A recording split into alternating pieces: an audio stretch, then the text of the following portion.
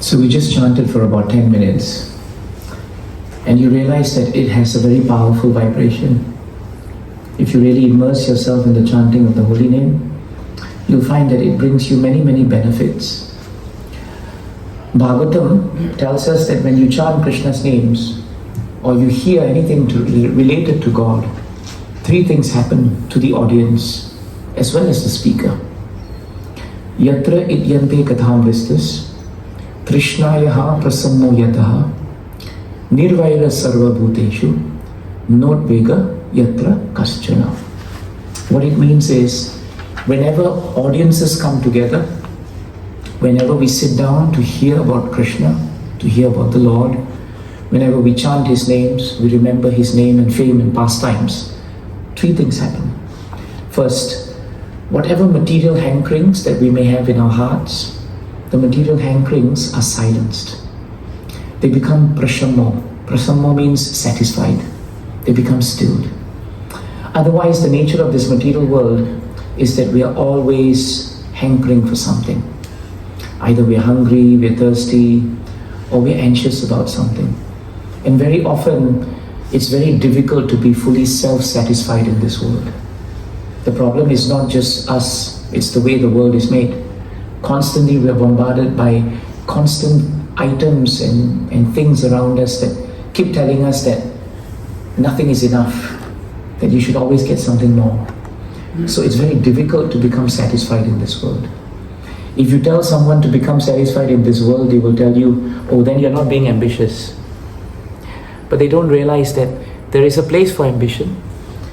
But ambition should not be mixed up with self-satisfaction.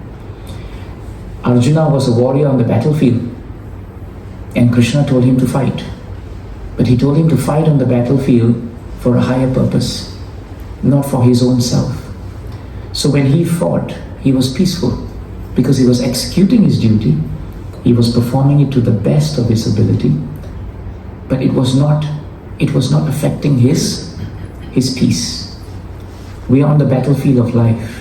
And that's why the Gita is aptly a beautiful scripture, because it doesn't happen in a cave where Arjuna and Krishna have the luxury of sitting down and speaking about spiritual topics.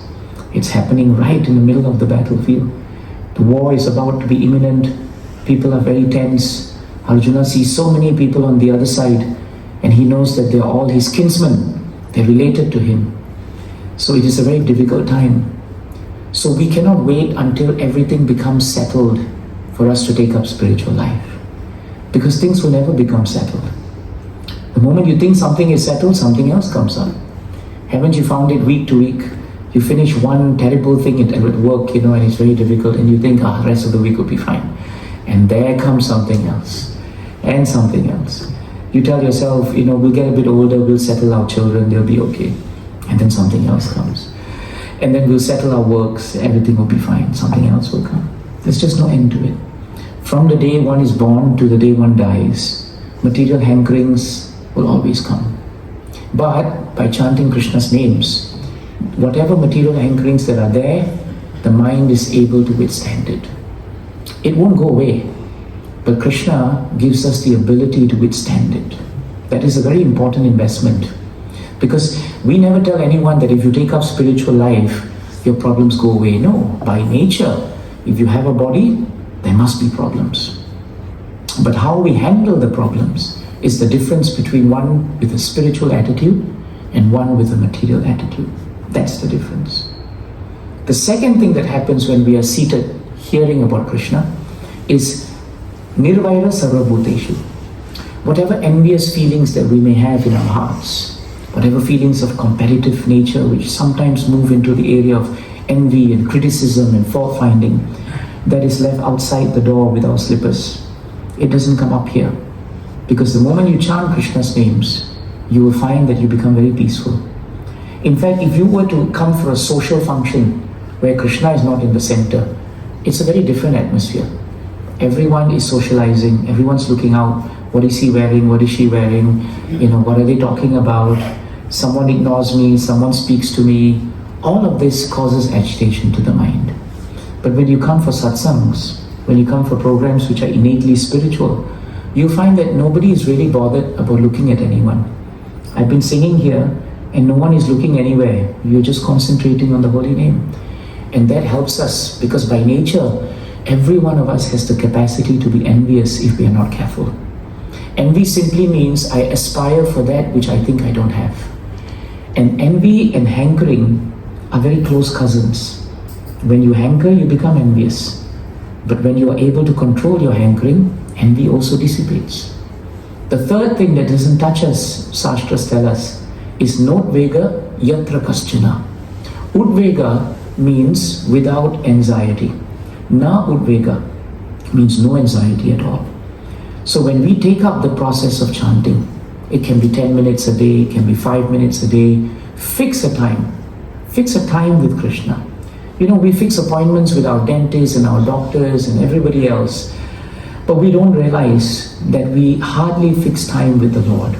And very often if we do fix time with the Lord, it's normally not very high on the priority list, unless we're in trouble. Then he becomes very high on the priority list, right? He's right up there. You know, we're going to all the temples and saying all the prayers, you know, and doing all the satsangs. And the moment it's all done, we take annual leave from Bhakti. And we decide, never mind, we'll come back to you later, Krishna, you know, when the problems come again. But that is not a relationship. That's a transaction. Have you heard of fair weather friends? You must have heard of fair weather friends, isn't it? Fair weather friends, you know when they call you. They don't call you for a whole, you know, year maybe. But when they call you, it's almost always because they need something from you. And so you just prime yourself up to get ready for that. We cannot become fair weather friends with Krishna. Then Krishna knows our heart. We cannot turn to him when things are bad and ignore him when things are not good or good. It's very bad. Imagine if people treated us that way. We know then in our hearts that they are not our true friends. So do we not think then that Krishna will know in his heart what kind of friends we are actually? So if we really want to be connected to Krishna in a relationship, that relationship must actually be unmotivated. It must be unconditional. In the material world, a mother's relationship is the highest form of unconditional love, they say. Even if your son is a murderer, everybody gives up on him. But the mother will not. That is mother's love, because it is unconditional. We are growing up in a more sophisticated era, where we are told that when you correct your children, for example, you know, don't give them the feeling that your love for them is dependent on how well they do their studies or how obedient they are to you. That is motivated love. They will grow up feeling mother or father only loves me when I'm doing well. If I'm trying my best and I'm just not up to mark, then the love is a little less. That's conditional. Imagine if Krishna loved us that way. Then we would all find fault with Krishna. But Krishna doesn't do that. Whether you are the smallest person on the street or the greatest person in the world, to Krishna it doesn't matter. You're all part and parcel of him. So his love for us is unmotivated, but our love for him must become unmotivated. That's why it is so important that bhakti doesn't become transactional. And if it becomes transactional, then what happens is we will have moments of bliss and many other moments of anxiety. And then we'll be thinking, but I'm praying every day. Why am I anxious? Why am I envious? Why am I hankering? The reason is because our motives when we approach Krishna is still very conditional. So this is something for self-reflection. Only each of us will know in our hearts how unconditional we have been with Krishna. Very important. And if you're unconditional with God, you will learn to be unconditional with everyone with you. That's why everyone loves the sadhu. Because the sadhu is very unconditional in his or her love. You have this feeling that no matter who you are welcomed. This is bhakti actually. So that is why three things don't touch us when we chant Krishna's names. There is no anxiety. Now at this moment, no one is looking anxious. I'm looking at all your faces. You're looking quite peaceful. No one is sleeping, that's very good. You're not so peaceful, right, until you go to sleep. But at the same time, you're very peaceful, right? Of course, you may be anxious, when is he going to end and when is prasadam going to be served? That's also all right. But the point is, you are not disturbed. You may have so many things in your mind this weekend that you have to do. You may all be going through very difficult times in your life. Only you will know that. Only you will know your challenges. But you know today now that when you start the process of bhakti, the process actually works. Which is why we tell everyone that devotional service, spiritual life, is not a sentimental activity. It is a scientific activity. Science simply means you have a test, you have a theory, you test it. If it works, accept it. So we request you also, chant the holy names of the Lord, read the Bhagavad Gita, acquire knowledge about who Krishna is and who you are in relation to him, and then put the theory into test. Sometimes people say, this is sentimental. I request them, why don't you chant for a week and test the theory? Doesn't work for you? Drop it. If it works for you, why not use it? So actually, the next time someone tells you that spiritual life is sentimental, remind them it's very scientific. It is a process. If you take up the process works. But you need to stick to it. Which is why one needs to be peaceful and one needs to be patient. These two P's are very important. If you don't have these two P's, Bhagavatam says, then you will have two A's. You'll become angry and you'll become agitated. So when you take up spirit, when you touch spirit, peace and patience will follow. But when you touch matter, there is always agitation. And where there's agitation, there will be frustration. And where there's frustration, there's bound to be anger. And remember, the word anger is one letter away from danger, isn't it? It's one letter away from danger. Angry person is a dangerous person. Danger not to others, danger to your own peace. Forget others. You already have damaged them with anger, but you damage yourself. So this is very important. The ultimate culmination of material hankering was in Ravana. Ram Navami is on the 17th of April. This is the last weekend before Ram Navami. And traditionally every year we have a huge program at our center for Ram Navami. You're always welcome to join us. But Ram Navami, I'm just remembering Lord Ram. And I'm just remembering how Ravana in Ramayana, he is the symbol of the culmination of material hankering. His wife was Mandodari. And Ravana's wife Mandodari, it is stated, had all the beauty and the capacity and the virtues of Mother Sita. She was as virtuous and chaste a person as Mother Sita. So therefore Ravana lacked nothing. He already had Mandodari. She was the most perfect companion for him. Why did he have to go after Sita? Because of material hankering. And that was the start of his destruction. Do you know the time when Ravana came? You're all familiar with Ramayana. And you know when Ravana came disguised as a sage, he walked to the hermitage after distracting Ram and Lakshman, right, with Marichi, who had come in the form of a deer. And you know, while Lord Ram and Lakshman had gone away, Sita was alone in the hut. And Ravana came, but he didn't come as Ravan because then she would know that he was a demon. He came disguised as someone looking very sadhu. So the first lesson of Ramayana is that we should be very careful not to appear only as sadhus, but to also behave as sadhus. Ravana also looked like a sadhu. And sometimes, when the occasion demands, we can put on our sadhu hat and look very sadhu. But then if there's no change after that, then we're just Ravanas. There's no difference then. So when Ravana realized that no matter what he was doing, he couldn't pull Sita out of the hut, he then turned into his fearsome form of Ravana. And then he just grabbed her forcibly. And when he grabbed her forcibly, Sita Mata started crying out to everyone. She cried out to Ram, she cried out to Lakshman, but they were far. But he pulled her onto the chariot, and the chariot were driven by mules, and they were going into the sky. As they went further up into the sky, Mother Sita kept shouting Ram's name. She shouted to the trees, to the sky. She shouted to everyone, anyone whom she could see. She said, just call Ram, ask him to come and help me. But Ravana didn't care. Sita told him very clearly in Ramayana that if you touch me today, it is not Ram who will destroy you. It is you touching me that will destroy you. Because you have crossed the line of material hankering. So there is a little bit of Ravana in all of us. Because very often Krishna has given us everything.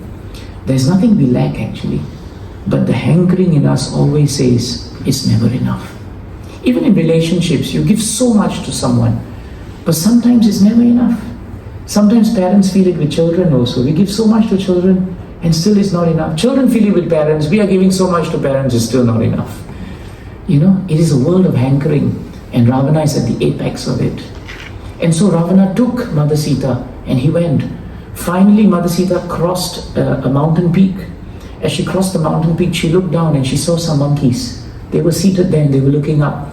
So she threw her upper garment and she threw her ring and she threw it down and she saw them picking up and she shouted to them to please give it to Ram. And they will be later meeting Ram in the form of Sugriva and Hanuman and everybody else. But the important thing here is, as she was going, Ravana was completely oblivious to the danger that he was facing. And that's what happens when we are so consumed by hankering. We cannot see the headlights, so to speak, coming at us. We can't see it. But the beauty is, while everybody was feeling calamity, the Devatas in Swargaloka, particularly Brahma started smiling. And Brahma said, our mission and prayer is now accomplished. Because Brahma and the Devatas had been praying to Krishna that somehow Ravana must be stopped. And Lord Vishnu had stated to them that the day when Ravana exceeds the limits of his material hankering and lust and desire by trying to take the goddess of fortune himself without praying to Lord Vishnu, that day will signal the day of the start of his end. So Brahma said that, which is why it is stated that Sita Mata is actually none other than Lakshmi Devi. She is the goddess of fortune. And very often we pray to Lakshmi for Lakshmi. But we always forget that Lakshmi always is eternally with Vishnu. And yet we ignore Vishnu and we say, Lakshmi, give me bank balance, increase my CPF, increase my stocks and shares. That's what we want. The moment we want Lakshmi without Vishnu, we become Ravanas. This is a very important point. Because Ravana failed to understand that Lakshmi Devi is eternally related to Krishna or Vishnu, and that Sita is eternally connected to Ram, he could not understand that. So he wanted the material riches of God, but he did not want the source of that. That is what we call ingratitude. And so no one appeared to be able to save Sita Mata, but Jatayu was a great vulture. He was very old, but he was retired already. He used to be king. But he was lying down when he heard the call of Sita. And Jatayu woke up. And when Jatayu woke up and he saw Ravana, he shouted at Ravana. And he said, I am Jatayu. I may be old. I'm 60,000 years old. But despite my age, I'm telling you to stop kidnapping Sita, or else you will face my wrath. But Ravana just ignored him and laughed at him. So Jatayu flew into the sky and he started pummeling and fighting Ravana. For hours they fought, Ramayana said. And in fact, at some point it appeared as if Jatayu would actually win, because he was able to cut loose the chariot. He was able to cut off the mules and they fell down. The chariot was threatening to shatter. And he could inflict wounds on Ravana. At one point, he even cut off some of the many arms of Ravana, but they grew back again because of his potency. Finally, Ravana had enough of Jatayu, and he slashed off Jatayu's wings. He slashed off his claws, and Jatayu fell mortally wounded. As he fell to the ground, Jatayu had nothing else to say, but he chanted the name of Lord Ram. And there he prayed that he would be alive enough so that Lord Ram would be able to see him, and he would pass the message that Sita had been kidnapped. And with that great desire to serve the Lord, he kept on to life. Have you seen how sometimes loved ones at the last point of their lives, they wait for loved ones to come. They hold on, until they are satisfied with some event, a trigger event, and then they leave. This is coming from the strength of great devotees like Jatayu. And so Sita thought all was lost. as she was taken away to Lanka. Meanwhile, Lord Ram and Lakshman were looking around frantically for Sita, and they couldn't find her in the hermitage, and they followed the trail. They saw the trees everything in nature looked devastated, and they understood a great calamitous event had occurred. Finally, they came to a very desolate landscape, and they saw this huge bird lying down, bleeding. For a while, Ram thought this is probably the demon trying to kidnap Sita, and it has been injured. So he took out his bow and arrow, and he approached very carefully. But then Lakshman said, "This is Jatayu." And Jatayu knew Dasharatha, Lord Ram's father, for many years. He was very old and very respected, and he was a great devotee of the Lord.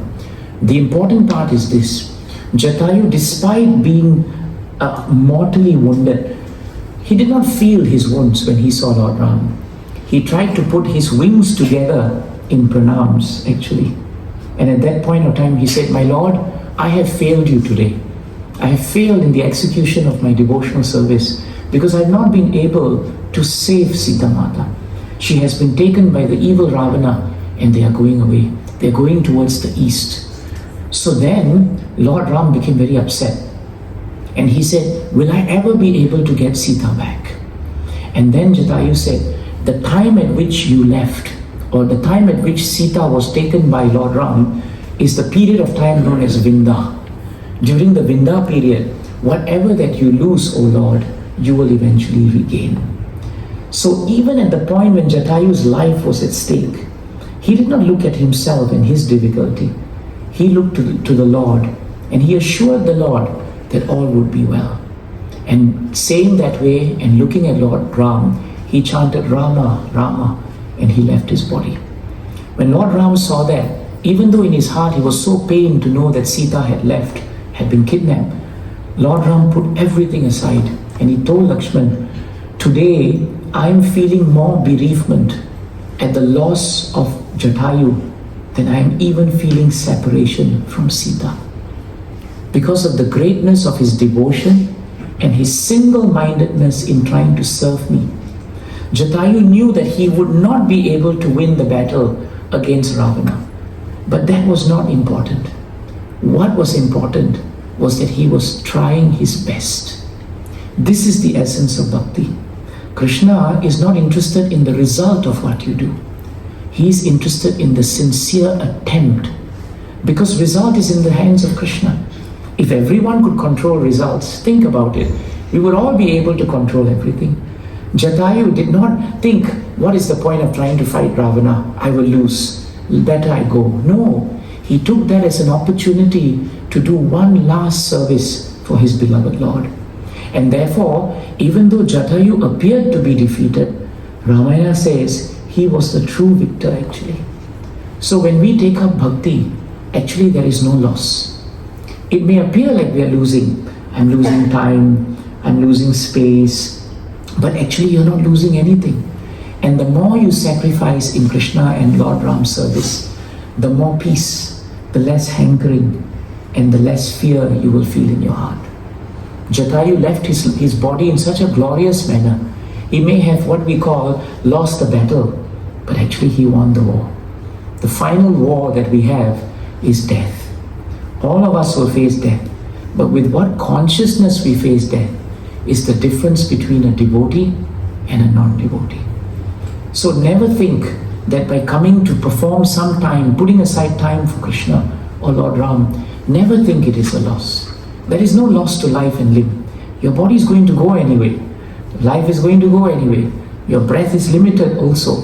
Your quota is never a moment more, never a moment less. Why not use it in the service of the Lord? Why not? And so you know what Lord Ram did? He and Lakshman performed the final rites for Jatayu, just like sons would perform for their father. They did very beautiful rites. They chanted the names. They put Jatayu to rest. They took his remains. They brought it to the Ganges. They put it into the river. They did all the obeisances that a son would do for their parents. How much more mercy can we ask from the Lord? And the Lord is ready to do this for us. A small episode in Ramayana, but how instructive it is. So therefore, Jatayu is the opposite of Ravana. Where Ravana was running after Sita to use her for his hankering, Jatayu was worshipping her and he was trying to serve her. So whenever we come to Krishna, Lord Ram, any form of the Lord, we must be very clear what is our relationship with him. Don't come to him because you have something to ask and then forget him. Imagine if someone did that to you. You'd feel hurt. The Lord is a sentient being, He's more alive than you and I. And therefore He's capable of feeling this also. When the Lord came as Lord Varaha, the boar incarnation, Hiranyaksha, the demon, was going to fight with him. And Hiranyaksha used very harsh words on the Lord. But the Lord was so fixed to put Bhumi Devi up that he ignored everything. But Bhagavatam says he was still hurt by the words used by Hiranyaksha. And our acharyas tell us, never think that the Lord is not immune to hurt, just like you are. We are all made in the shadow of God. And therefore, whatever we feel, the supreme feeler is actually Krishna. So therefore, we must really relook our relationship. And Jatayu is such an amazing character in Ramayana. He had a short time only, but in that short time, how much he did for Krishna, how much he did for Lord Ram. So please, there is no loss. Whatever you do, always put aside time. Chant Krishna's names, chant Lord Ram's names. Chant for 10 minutes, chant 15 minutes. In the beginning, it may be a little bit, but after a while, when you have ruchi, when you have taste, you will continue to chant it. Come together. Radhika Matri, Prabhu, so nice of you. You have become the instruments of the Lord because you have provided a perfect platform for all of us to come together. And this is the best way to spend time together. And what does it take for us? Hardly any time is taken. Within 1 hour, everything is wrapped up. If 1 hour we can't give to Krishna, then what are we going to give to him? This is the point. Jai Sitaram Lakshman Hanuman Ji ki Jai. Jai Ananta Koti Vaishnavrinda ki Jai. Nitai Gaura